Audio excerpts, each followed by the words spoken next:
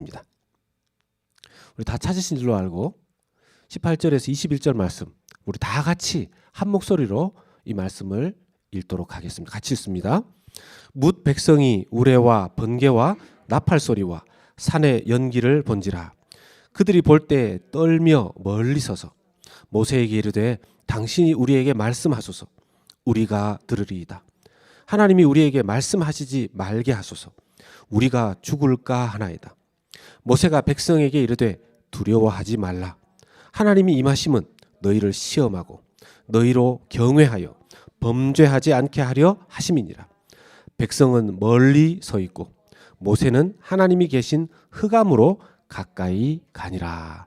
아멘. 아멘. 오늘 출애굽기 20장 18절에서 21절 말씀 가지고 하나님을 가까이 하라. 하나님을 가까이 하라 하는 제목으로 말씀을 나누도록 하겠습니다.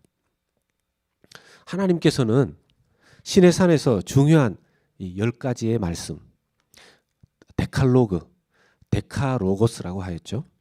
그 말씀을 두 돌판에 직접 기록하셔서 모세를 통하여 이스라엘 백성들에게 주셨습니다. 그것은 세상 모든 민족 중에서 하나님의 소유가 되고 제사장 나라가 되고 거룩한 백성이 되기로 한 이스라엘 백성들에게 주시는 말씀이었습니다. 출애굽기 19장 5절에서 6절의 말씀입니다. 세계가 다 내게 속하였나니 너희가 내 말을 잘 듣고 내 언약을 지키면 너희는 모든 민족 중에서 내 소유가 되겠고 너희가 내게 대하여 제사장 나라가 되며 거룩한 백성이 되리라. 너는 이 말을 이스라엘 자손에게 전할지니라. 이 말을 모세를 통해서 듣고 이스라엘 백성들은 이렇게 반응합니다. 응답합니다. 그렇게 하겠습니다. 우리가 순종하겠습니다. 그렇게 실행하겠습니다. 출애굽기 19장 8절로 이렇게 응답합니다. 백성이 일제히 응답하여 이르되 여호와께서 명령하신 대로 우리가 다 행하리이다. 모세가 백성의 말을 여호와께 전하매. 이것은 이스라엘 백성들이 하나님을 믿고 의지하는 것을 올바로 이해한 반응이었습니다. 그 이후에 주어진 말씀이 바로 이 데칼로그, 소위 우리가 십계명이라고 부르는 것이죠. 하나님은 믿는 자가, 하나님을 믿기로 작정한 자가 행해야 할 신앙의 강령, 믿음의 강령을 10개로 요약해서 주신 것입니다. 지난주에 우리는 10번째 데칼로그, 10계명의 제 마지막 계명, 이웃의 것을 탐내지 말라. 탐심을 제어해야 된다 하는 그런 말씀을 들었습니다. 그리고 그 외에 우리는 이미 9가지의 하나님의 데칼로그의 말씀, 그리고 10계명의 9가지의 말씀을 이미 다 들었죠. 지난주로서 우리는 그 10개의 중요한 하나님의 핵심 신앙 강령의 말씀을 들었습니다. 그런데 만약에 우리가 그 데칼로그의 10가지 말씀, 10계명의 10가지의 말씀을 행하고 살아가려면 날마다의 믿음의 결단과 기도와 말씀의 생활화 없이는 불가능할 것입니다. 그것 없이 이 10계명 데칼로그의 말씀은 우리에게 부담스러운 신앙의 지식의 내용이 될 수 있고 또는 우리가 듣고 자연스럽게 우리의 기억에서 사라져 가도 굳이 붙잡으려고 애를 쓸 필요 없는 순간의 영적인 울림이 될 수밖에 없을 것입니다. 이스라엘 백성들은 이 데칼로그가 전해지는 현장에 있었습니다. 우리는 기록된 말씀으로 보지만 그들은 하나님께서 데칼로그 10계명을 두 돌판에 주시는 그 바로 현장에 있었습니다. 근데 그 현장에 초자연적인 현상이 동반되었죠. 오늘 말씀 18절에 보면 뭇 백성이 우레와 번개와 나팔 소리와 산의 연기를 보았다고 그랬습니다. 여러분, 우레는 천둥을 이야기하는 거죠. 번개와 또 나팔 소리, 그리고 짙은 앞을 분간하기 어려울 정도의 짙은 안개를 보았다고 그랬습니다. 그런데 그 광경이 얼마나 크고 놀랍고 하였는지 그들은 겁을 먹었습니다. 그들이 볼 때에 떨며 멀리 서서 그들은 사시나무 떨듯이 떨었습니다. 여러분 생각해 보십시오. 제가 달라스에 와서 놀란 것 중에 하나가 이전에 타주에 살 때에 비해서 이 뭡니까 썬더스톰 또는 이 그 번개, 라이트닝이 한 번씩 이렇게 그런 날씨가 되면 굉장히 가까운 곳에서 번개가 치는 것처럼 느껴지는 겁니다. 한 번씩 번개 천둥이 치면 멀리서 번개 천둥이 쳐도 가까이에서 후레쉬 터지는 것처럼 번쩍번쩍하고요. 이게 아주 가까이에서 번개가 한 번씩 치면 정말 깜짝깜짝 놀랍니다.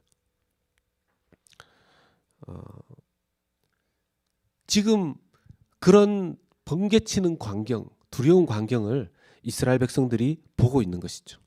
뭇 백성이 우레와 번개와 나팔 소리와 산의 연기를 보고 두려워서 덜덜덜덜 겁을 먹고 떨 정도였습니다. 떨리는 목소리로 모세에게 이렇게 부탁합니다. 출애굽기 20장 19절 말씀입니다. 모세에게 이르되 당신이 우리에게 말씀하소서 우리가 들으리이다. 하나님이 우리에게 직접 말씀하지 말게 하소서 우리가 죽을까 봐 두렵습니다. 이스라엘 산에서 들리는 천둥 소리, 번개, 번쩍이는 번개, 신비한 연기를 보면서 잔뜩 겁을 먹은 것입니다. 한 번도 들어보지 못했던 소리였던 것이죠. 눈에 보이는 번개가 마치 자기 앞에 떨어질 것처럼 보였던 것입니다. 자욱한 안개는 앞을 분간하기 어려울 정도였을 것입니다. 하나님을 만나는 장면인데 어떻게 이렇게 크고 놀랍고 당황스럽고 두려운 모습으로 하나님께서 이스라엘 백성들을 만나시는 것일까요? 실제로 여러분, 죄인된 인간이 하나님을 만나는 그 순간은 대부분 혼란스럽고 당혹스러운 때가 많았습니다. 믿음의 조상 아브라함이 고향 갈대아 우르를 떠날 때 갑자기 하나님이 환상 가운데 계시로 나타나셨습니다. 그리고 그 본토 친척 아비집을 떠나서 가나안으로 가라 하고 명령하십니다. 얼마나 당황스러웠을까요? 한 번도 만나보지 못했던 신입니다. 나타나셔서 떠나라는 거예요. 사도 바울이 자기의 지식으로 유대교를 철저히 믿던 그가 다메섹에서 환상 중에 예수님을 만납니다. 그 환상이 얼마나 강했던지 눈이 멀어버렸어요. 그 음성이 얼마나 또렷했던지 그 음성 앞에 압도되어져서 엎드릴 수밖에 없었습니다. 얼마나 놀랍고 당황스러웠을까요? 아브라함의 경우에 그가 믿음을 시작한 이후에 자기 아들 이삭을 하나님께서 바치라고 하셨습니다. 그 하나님의 말씀 앞에 얼마나 당황스럽고 놀랍고 두려웠겠습니까? 그들이 그 놀랍고 당황스러움을 상황에 지금 이 이스라엘 백성들과의 차이가 있다면 그들은 적어도 그 상황을 피하지 않았습니다. 받아들였습니다. 근데 이스라엘 백성들은 하나님께서 임하시는 그 순간에 번개와 천둥처럼 나타나는 그 당황스러운 순간을 멀찌감치 서서 두려워 떨면서 하나님과 멀리 거리를 유지했습니다. 하나님 말씀이 두려웠던 것이죠. 이스라엘 백성들은요, 이렇게 하나님과 뚝 떨어져서 거리를 유지하는 것을 광야 시간을 다 끝날 때까지 이런 태도를 유지했습니다. 이후에 그들이 정탐꾼을 가나안 입성을 앞두고 정탐꾼 12명을 가나안에 보내죠. 정탐꾼 12명이 가나안을 정탐하고 돌아와서 보고한 보고의 내용 중에 10명의 정탐꾼은 부정적으로 소식을 전합니다. 그때 그들의 보고를 듣고 온 회중이 겁에 질려서 두려워 떨면서 반응합니다. 민수기 14장 1절 말씀입니다. 온 회중이 소리를 높여 부르짖으며 백성이 밤새도록 통곡하니라. 겁에 질려서 사시나무 떨듯이 떨면서 두려워하는 것입니다. 12명 중에서 10명의 정탐꾼이 자기도 겁에 질려서 부정적으로 보고하였는데 그 이야기는 모든 회중들의 마음을 두렵게 하기에 충분했습니다. 우리는 안타깝죠. 왜 나머지 2명 여호수아와 갈렙처럼 믿음으로 보고하지 못하고 왜 10명은 이렇게 부정적으로 믿음 없이 보고했을까? 정탐꾼들이 다져온 40일의 기간은 광야의 40일의 그 방랑의 기간으로 하나님께서 매겨버리십니다. 그들은 믿음의 시험을 패스하지 못한 것이죠. 이때의 믿음을요, 다른 말로 표현하자면 믿음은 용기가 됩니다. 그들이 눈으로 보고 들은 것을 인간적으로 잘 분석했지만 믿음은 하나님의 뜻을 그 가운데서 깨달아서 하나님의 뜻에 맞는 결단과 순종의 용기가 필요한 것입니다. 우리는 12명의 정탐꾼 중에서 10명의 부정적인 믿음 없는 정탐꾼의 보고를 보면서 우리의 마음이 참 안타깝습니다. 왜 그랬을까? 그들이 조금만 믿음을 발휘했다면 가나안으로 훨씬 빨리 들어갈 수 있었을 텐데. 그런데 여러분, 그 12명의 정탐꾼을 어떻게 뽑았는지 우리가 생각해 보십시다. 이집트를 떠난 이스라엘 사람들의 인구수를 대략 200만으로 봅니다. 그 중에 장정의 수를 약 70만으로 봅니다. 70만의 장정 중에서 12명을 뽑은 것입니다. 여러분, 70만 중에서 12명의 장정을 뽑았다면 각 지파에서 각 12지파를 대표하는 신체적으로나 지혜적으로나 가장 탁월하고 뛰어난 청년들을 세우지 않았겠습니까? 그런데 그런 그 사람들 12명 중에서 10명이 부정적으로 반응하고 믿음 없이 겁에 질려서 반응하였습니다. 단 2명 여호수아와 갈렙만 믿음으로 반응할 수 있었던 것이죠. 왜 이렇게 된 것일까요? 우리는 우리의 삶에서 두려워하지 마라, 우리의 신앙생활에서 두려워하지 마라 하는 이야기를 수도 없이 듣습니다. 성경에 기록되어 있는 바 우리가 지금 살펴보고 있는 출애굽기 안에서도 두려워하지 말라 하는 이 말씀을 굉장히 자주 듣습니다. 출애굽기 20장 20절에 오늘 말씀 20장 20절에 보면 모세가 백성에게 이렇게 권면합니다. 두려워하지 말라. 두려워하지 말라. 구약 성경에 이 두려워하지 말라라는 단어가 히브리어로 당연히 기록이 되었는데요. 이후에 헬라어로 이렇게 번역이 됩니다. 히브리어, 구약 성경의 히브리어는 이후에 초대교회 이후에 70명의 사람들이 70인 역이라고 그래서 septuagint라고 그러죠. 거기에 그리그로 헬라어로 이렇게 번역이 됩니다. 따르세요. 약간 한국말하고 비슷하게 들리죠? 따르세요. 이 따르세요라는 헬라어는 무슨 뜻이냐 하면요, 담대하라 하는 뜻을 가집니다. 담대하라. 두려워하지 말라 하는 히브리어의 뜻이 신약에 와서 좀 더 뚜렷한 뜻으로 나타나는데 담대하라라는 더 뚜렷한 뜻을 우리에게 가르쳐주고 이 담대하라라는 말을 더 쉽게 우리에게 적용하자면 용기를 내라 하는 단어가 됩니다. 이 따르세오라는 헬라어가 언제 쓰이냐 하면요, 예수님께서 지상 사역 중에서 두려워하거나 근심하는 제자들을 격려하시기 위해서 자주 사용하셨던 단어입니다. 요한복음 16장 33절에 이 단어가 등장합니다. 같이 한번 읽어보겠습니다. 시작. 이것을 너희에게 이르는 것은 너희로 내 안에서 평안을 누리게 하려 함이라. 세상에서는 너희가 환난을 당하나 담대하라. 내가 세상을 이겼노라. 아멘. 여기에 담대하라. 너희가 환난을 당하나 담대하라 할 때 이 담대하라가 바로 따르세오라는 헬라어이고, 이 따르세오라는 헬라어의 어원이 구약 성경에 두려워하지 말라라는 뜻이라는 겁니다. 재밌게도 누군가가 우리를 향해서 두려워하지 마십시오라고 할 때 그 두려워하지 말라는 말이 우리에게 크게 영향을 많이 못 미칠 때가 있습니다.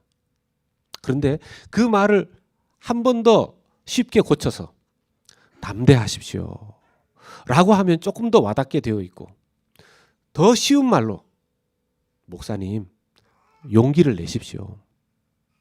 집사님 용기를 내십시오. 형제님 자매님 용기를 내십시오 라고 말한다면 더 구체적으로 와닿게 됩니다. 헬라어 사전은 용기를 이렇게 정의합니다. 나옵니까? 사람으로 하여금 포기함이 없이 위험이나 어려움을 맞닥뜨리도록 하는 마음가짐. 사람으로 하여금 포기함이 없이, 이게 보입니까 지금? 안 나와요? 사람으로 하여금, 제가 읽어드립니다.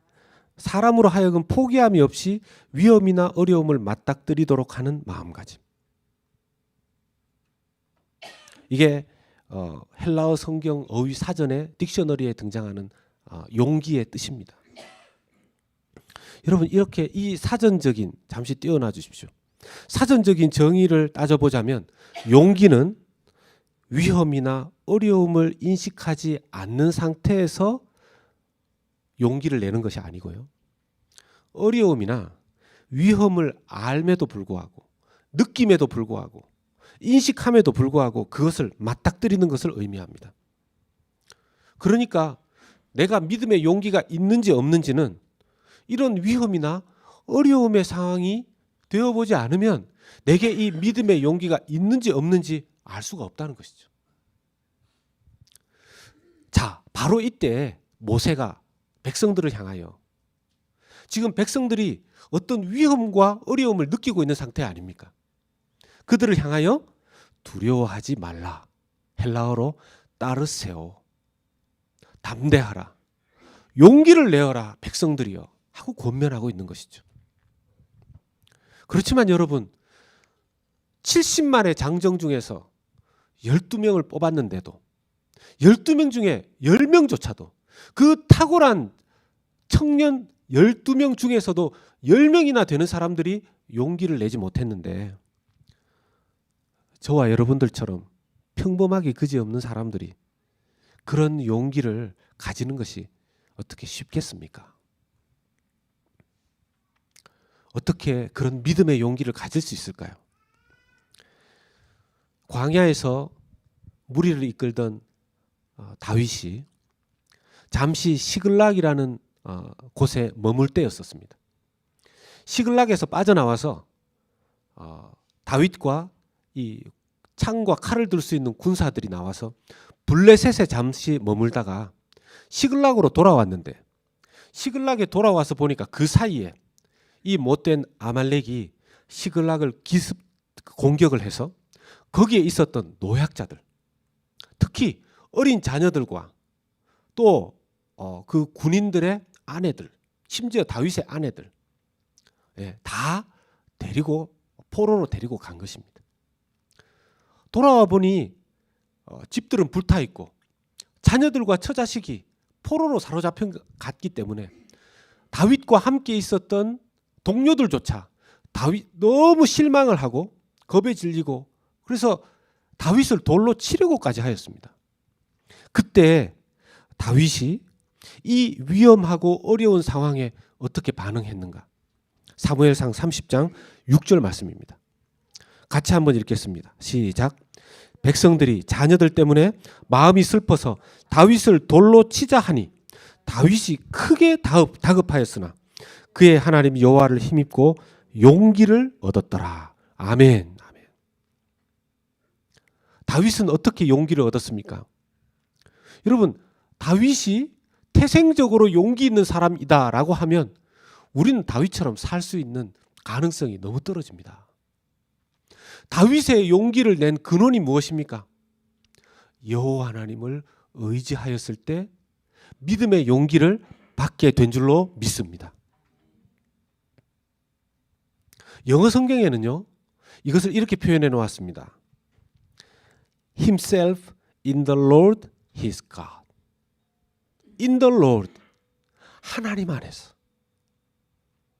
다윗이 하나님 안에 있었기 때문에, 하나님을 의지했기 때문에, 하나님을 가까이 했기 때문에 믿음의 용기를 하나님께로부터 받았던 것입니다. 사랑하는 여러분, 믿음의 용기는요, 하나님을 의지하고 가까이 할 때 임하는 줄 믿으시기를 바랍니다. 사시나무 떨듯이 겁을 먹어 떨고 있는 이스라엘 백성들에게 모세의 권면은 참으로 적절하죠. 출애굽기 20장 20절 말씀에 두려워하지 말라. 두려워하지 말라. Do not fear. 이 말씀이 헬라어로 따르세오가 되고, 이 따르세오의 뜻이 담대하라, 용기를 내어라 하는 뜻이라고 하였습니다. 너희를 시험하고 너희로 경외하여 범죄하지 않게 하려 함이라. 우리의 삶 가운데 위험과 어려움이 없을 때가 있습니까? 때때로 하나님께서 우리의 삶에 위험과 어려움과 같은, 천둥과 번개가 바로 내 머리 위에서 치는 것과 같은, 청천벽력과 같은 그런 상황을 우리에게 허락하실 때가 있습니다. 그때 하나님께서 우리의 믿음을 테스트하시고 우리의 믿음을 패스시키기 위한 하나님의 뜻인 줄 믿으시기 바랍니다. 오히려 그때 하나님의 영광을 보고 하나님을 경외하는 하나님의 백성 만들기 원하시는 뜻인 줄 믿으시기 바랍니다. 오히려 그 청천벽력과 같은 위험과 어려움의 시기를 통하여 우리를 죄짓지 않는 하나님의 거룩한 백성 만드시기 위한 하나님의 뜻인 줄 믿으시기를 바랍니다. 석 달 정도 동안 묵상했었던 사도행전 X가 이제 지난 금요일로 마무리되었습니다. 여러 사도들이 초대교회를 세울 때 하나님 앞에 어떻게 쓰임받았는지, 그리고 특별히 사도 바울이 다메섹에서 예수님을 만난 이후에 하나님 앞에 어떻게 헌신했는지 그 모습이 정말 잘 나와 있습니다. 사도 바울의 믿음에 대한 부분, 사도 바울의 신앙과 인격에 대한 부분, 저는 사도 바울이 하나님 앞에 신실하게 어떤 위기 상황에도 어려운 상황에도 하나님을 끝까지 붙들고 있는 걸 보았습니다. 그런데 사도 바울이 이제 로마로 압송되어져 가서 인생의 마지막 시간의 일부를 로마에 월세를 주고 빌린 헛간에서 그가 연금된 상태에서 시간을 2년여 정도 보내게 됩니다. 그때 사도 바울을 지키는 군인이, 무장한 군인이 한 명 있었습니다. 사도 바울이 자유의 몸처럼 보이지만 특별한 혜택을 받은 것이죠.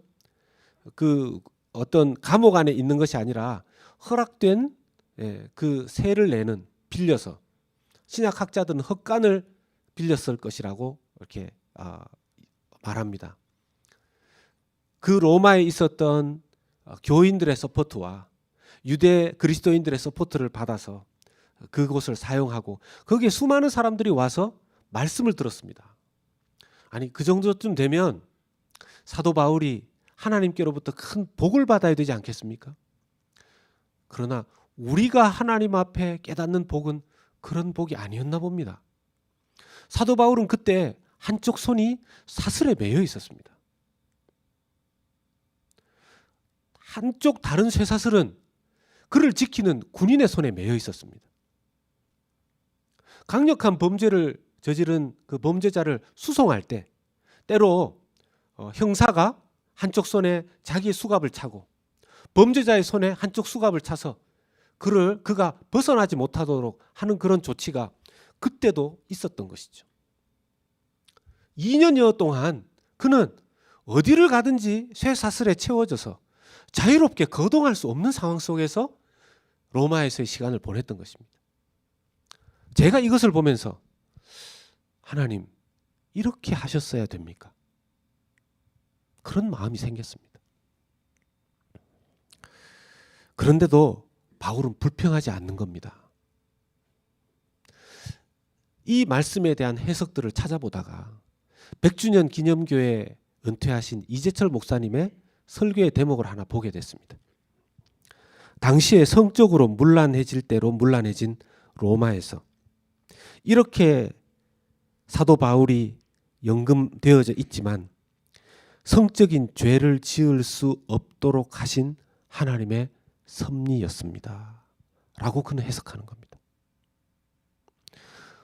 당시의 로마 상황은 어디에 가든지 너무나 쉽게 성적인 죄를 짓기에 쉬운 도덕적으로 아주 문란한 상황 속에 있었습니다. 비록 사도 바울의 나이가 60을 넘어간 당시의 평균 수명을 넘어간 상황 속에 있었지만 사도 바울 역시 사람인지라 그가 로마의 성문화에서 자기를 지키지 못하고 죄를 지을 수도 있었지만 24시간 쇠사슬에 한쪽 팔이 묶여있는 상황 속에서는 죄를 지을 수 없는 하나님의 섭리를 사도 바울은 깨달았을 것이다 라는 것입니다. 사랑하는 성도 여러분, 만약 우리의 삶에 청천벽력과 같이 천둥과 번개가 내 머리 위에서 내 삶의 자리에서 내리치는 것과 같이 건강의 위험, 건강의 어려움, 경제적인 위험과 어려움, 삶의 위험과 어려움이 닥칠 때 그 혼이 빠질 듯한 상황 속에서 우리가 한치도 알 수 없는 그 안개가 뒤덮인 그런 상황 속에서 어떻게 믿음의 용기를 가질 수 있을까요?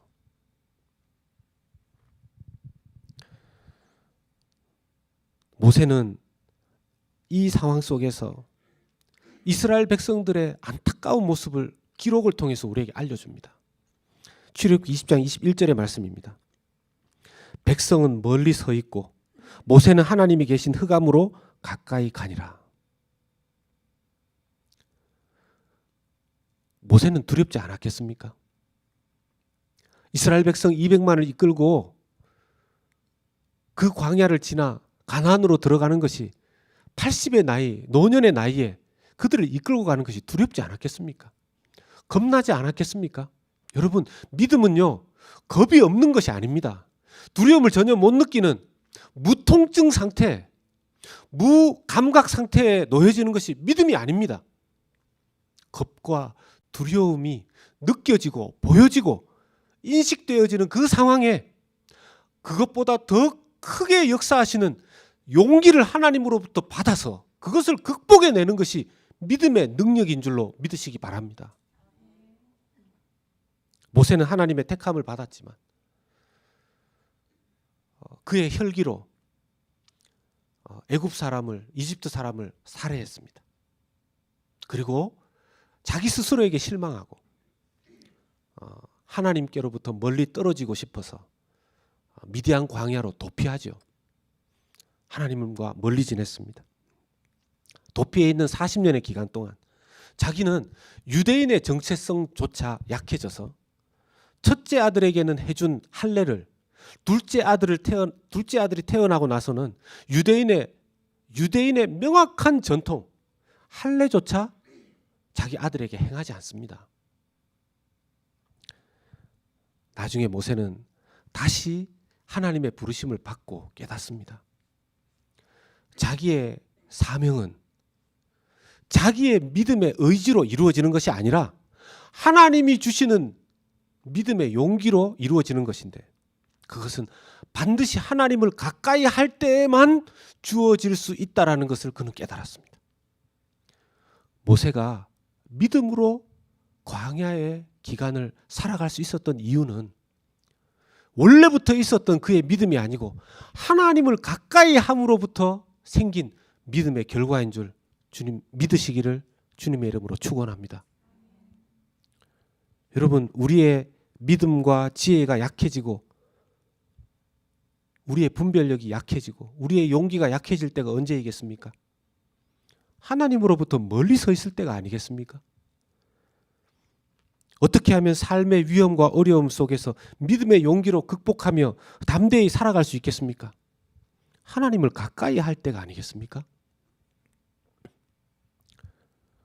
주님께서 놀라운 믿음으로 이 땅을 사시고 십자가를 담대하게 지셨습니다. 어떤 분들은 하나님이시니까 두렵지 않으셨겠죠. 예수님은 100% 하나님이셨지만 예수님은 100% 인간이기도 하셨습니다. 예수님도 겪어야 할 그 고통을 그대로 느끼셨습니다. 어떻게 그것을 예수님은 극복하셨습니까? 성부 하나님을 끝까지 가까이 함으로.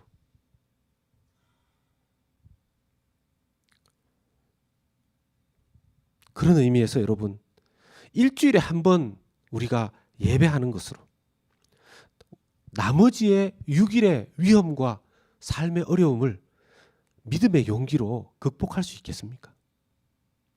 일주일에 한 번 3, 40분의 말씀을 듣는 것으로 믿음의 용기를 가지는 것은 턱없이 부족할 것입니다. 여러분, 어떤 분들은 그렇게 말합니다. 저는 믿음이 부족합니다. 저는 믿음이 없습니다. 여러분, 믿음은 인간이 만들어낼 수 있는 것이 아닙니다. 믿음은 하나님의 선물이라 하였습니다. 믿으십니까? 그러면 하나님의 몫은 하나님의 믿음을 우리에게 선물로 주시는 것이고 우리의 몫은 믿음을 만들어내는 것이 아니라 우리 인간의 몫은 하나님을 가까이 하는 것이 우리의 몫인 줄로 믿습니다. 하나님을 가까이 하면 하나님 우리에게 믿음을 선물로 주시는 것입니다. 5월 가정의 달입니다. 오늘은 특별히 사실은 이 어린이 주일이라고 할 수 있죠. 어제 6명의 엄마와 8명의 자녀들이 1시간 반 동안 이곳에서 하나님 말씀을 듣고 엄마가 자녀들을 위해서 축복기도 하고 엄마들끼리 서로를 위해서 기도하고 크래프트를 하고 재미있게 놀고 간식을 나누는 시간을 가졌습니다. 그 부모님의 간절한 마음과 기도가 무엇이었겠습니까? 하나님, 이 자녀에게 믿음을 주십시오. 그런데 부모로서 자녀에게 바라는 가장 큰 믿음이 무엇이겠습니까? 이 어린 자녀가 자라면서 맞닥뜨리게 될 수많은 위험과 어려움을 믿음으로 극복할 수 있게 해 주십시오라는 것이 부모의 가장 큰 기도 아니겠습니까? 근데 이 믿음은 부모가 줄 수 있는 믿음이 아니고 하나님이 주시는 믿음이라는 거예요. 그러면 부모가 할 수 있는 몫은 무엇이겠습니까? 부모가 줄 수 있는 몫은 부모가 위험과 어려움의 삶의 순간에 하나님을 가까이 하면서 믿음으로 그것을 극복한 믿음의 용기로 그것을 극복해내는 그 과정을 자녀들에게 보여줄 수 있는 것입니다. 지난주에 말씀을 묵상하고 책을 읽다가 80대 어느 분의 간증을 읽게 되었습니다. 이분이 6.25 때 어린 나이이셨는데 1.4 때 이 다리가 무너지면서 자기가 피난할 수 없는 상황이 되었다는 것을 알고 아버지가 자녀들을 다 모아놓고 마지막 순간에 예배를 드린 것입니다. 찬송을 부르며 내 주여 뜻대로 행하시옵소서. 내 주여 뜻대로 행하시옵소서. 어린 나이에 아버지와 함께 이 위기의 순간에 어려움의 순간에 예배를 드리며 하나님을 의지했던 아버지, 하나님을 가까이 했던 아버지, 그 다음날 거기에 포탄이 떨어져서 아버지는 죽습니다. 이 어린 아이는 평생을 자라면서 믿음이 흔들릴 때마다 삶의 위험과 어려움의 순간이 닥칠 때마다 마지막 순간에 하나님을 가까이 하며 하나님을 의지했던 부모님을 떠올리며 그도 하나님을 가까이 하며 그 80대의 나이에까지 믿음 지키며 그 자리에 이르렀다고 그는 고백합니다. 사랑하는 성도 여러분, 우리의 삶의 자녀들에게 물려줄 믿음은요, 내게 있는 믿음이 아니라 믿음은 하나님이 주시는 것이고, 우리가 보여줄 것은 끝까지 하나님과 함께하는, 끝까지 하나님을 가까이 하는, 어떤 어려운 순간 속에서도 하나님을 가까이, 하나님과 멀어지지 아니하는 우리의 믿음의 자세를 자녀들에게 보여주는 것이 우리가 할 수 있는 부모의 최고의 몫이 되는 줄로 믿으시기를 축복합니다. 시편 73편 28절의 말씀을 보면서 오늘 말씀을 마무리합니다. 같이 읽겠습니다. 하나님께 가까이 함이 내게 복이라. 내가 주 여호와를 나의 피난처로 삼아 주의 모든 행적을 전파하리이다. 아멘. 아멘. 시편 73편은 아삽이라는 사람이 쓴 시입니다. 시편 73편의 아삽은 적으로부터 어려움을 당하고 조롱을 당하고 인생의 위기와 어려움을 겪고 있는 상황 속에 있었습니다. 자기의 발이 계속해서 미끄러지려고 하는 상황에 있었다라고 그는 고백합니다. 그런데 시편 73편을 쓴 아삽은 시편 73편의 가장 마지막 절, 자신의 마지막 결론에 28절에 이렇게 고백하는 것입니다. 하나님께 가까이 함이 내게 복입니다. 하나님을 가까이 했을 때 내게 그 위험과 어려움을 극복할 수 있는 용기를 주셨기 때문이었습니다. 하나님을 가까이 하는 복이 사랑하는 성도님들의 가정에, 사랑하는 성도님들의 자녀들에게, 우리 새로운 교회 이 어떤 온갖 위험과 어려움 속에서도 하나님을 피난처 삼아서 하나님께 가까이 하는 복된 성도님들의 가정 다 되시기를 예수님의 이름으로 축복합니다. 우리 시간 함께 찬양하기